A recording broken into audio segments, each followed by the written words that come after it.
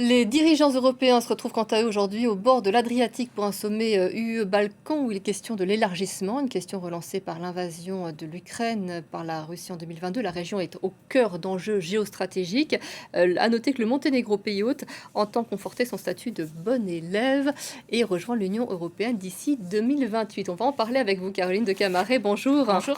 Alors, quelles sont les perspectives réelles des pays des Balkans d'intégrer l'Union européenne? On en parle un peu plus aujourd'hui. Oui, alors le Monténégro, en effet, il est en pole position et d'ailleurs, il s'est fait très beau, faut dire, pour ce sommet UE-Balkan parce que il n'a pas fait dans la capitale Podgorica, que je connais bien, mais bien dans la station très belle balnéaire de Tivat au bord de l'Adriatique, où il a accueilli en grande pompe donc Emmanuel Macron, le président français, Friedrich Merz, le chancelier allemand, la présidente de la Commission européenne, Ursula von der Leyen.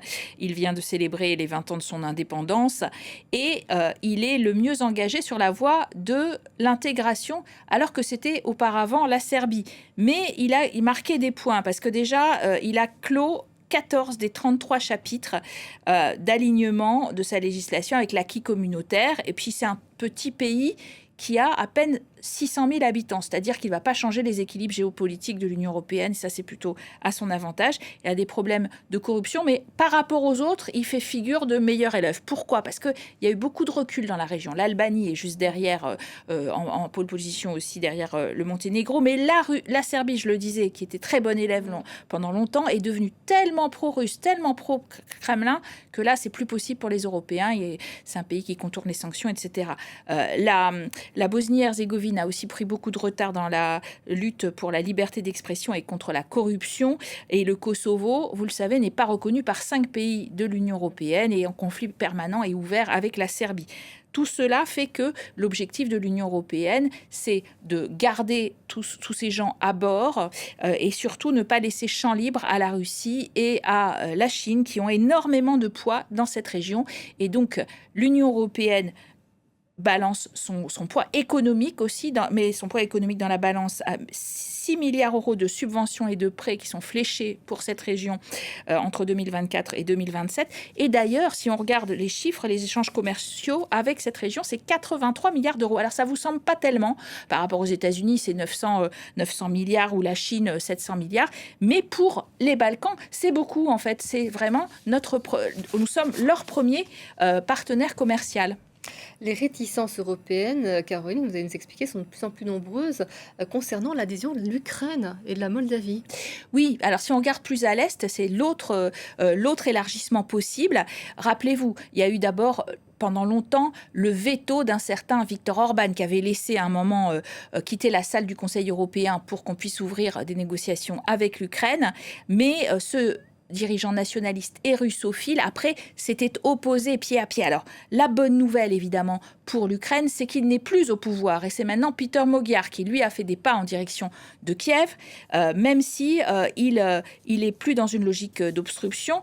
Il exprime des réticences à un élargissement à ce grand pays de 40 millions d'habitants qui va bouleverser, lui, les équilibres géographiques. C'est un pays céréalier aussi, on a peur pour la politique agricole commune. D'ailleurs, ces réticences sont aussi exprimées maintenant de plus en plus dans le grand parti de droite, celui d'Ursula von der Leyen, qui pourtant a promis une adhésion pleine et entière dans la droite radicale aussi et la gauche radicale.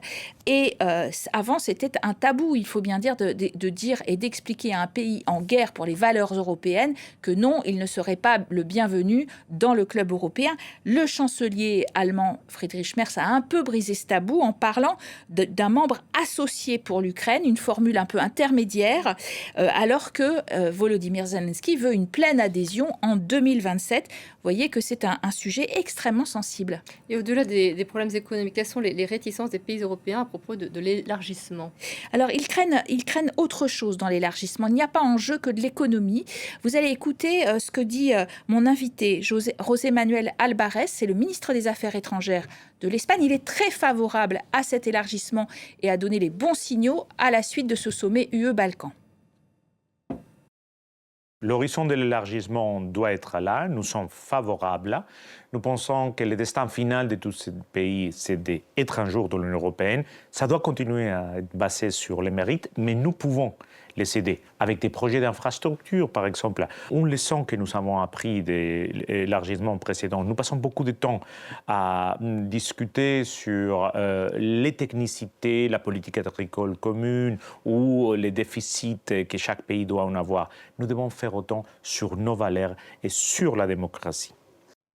Alors voilà, vous comprenez que ce qu'on a appris des précédents élargissements, c'est qu'une fois qu'on mettait tous ces pays à niveau économiquement, mais aussi en matière d'état de droit, de bonne gestion, de lutte contre la corruption, ce qui se passait, c'est qu'une fois dans le club européen, on n'avait plus les outils pour qu'ils se maintiennent à ce niveau-là.